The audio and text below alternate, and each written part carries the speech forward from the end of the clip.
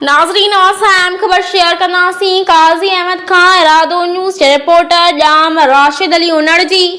काजी अहमद शहर पाहना कौमी शाहरा बाईपास चौक ते सखर खां कराची वेंदड़ तेज़ रफ्तार मुसाफ़िर कोच ट्रॉलर सां टकराइजी वई।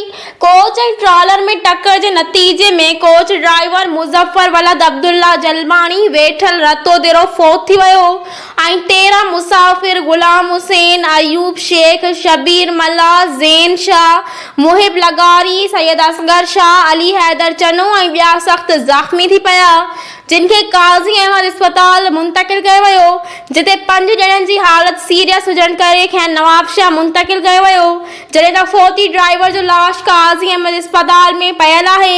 वारसनि खे इतला ॾिनो वियो आहे।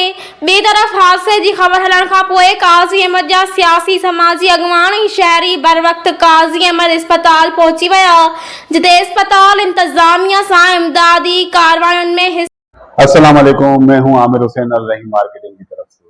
फरहान अली वारिस सिटी जो कि सेफ एंड सिक्योर प्रोजेक्ट है और तमाम इदारों से मंजूर शुदा है, प्री लॉन्चिंग के बाद अब करने जा रहे हैं अपने प्रोजेक्ट को लॉन्च।